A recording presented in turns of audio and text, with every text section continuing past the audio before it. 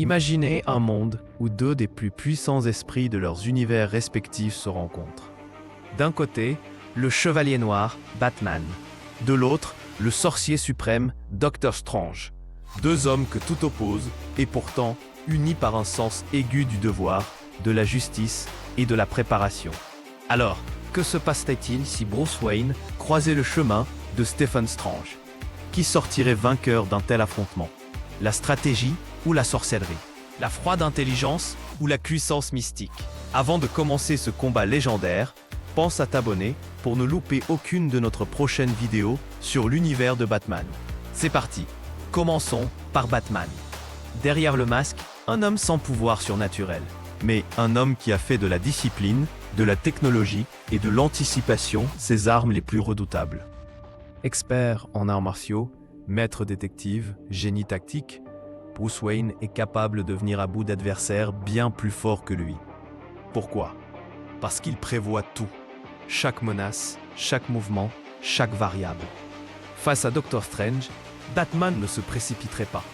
Il observerait, il analyserait, il apprendrait. Et surtout, il se préparerait.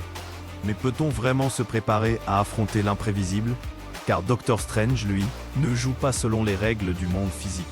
Maître de la magie, manipulateur de la réalité, voyageur de dimension, il voit au-delà du visible.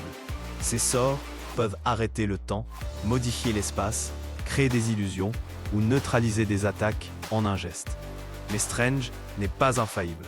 Son pouvoir immense repose sur des équilibres fragiles et son ego, parfois, lui fait baisser sa garde.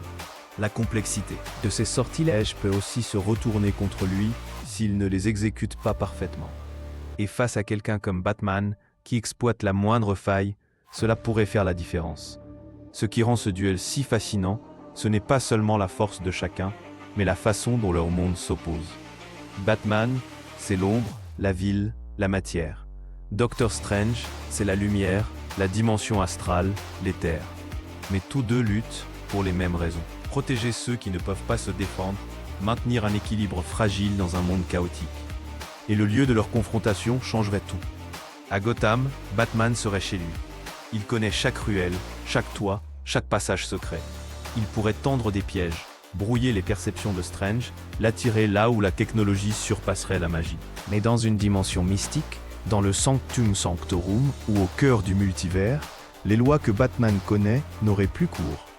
Et là, c'est Strange qui imposerait ses règles. Alors, le combat serait-il équilibré? Oui, mais surtout, il serait imprévisible. Et peut-être que c'est là tout l'intérêt.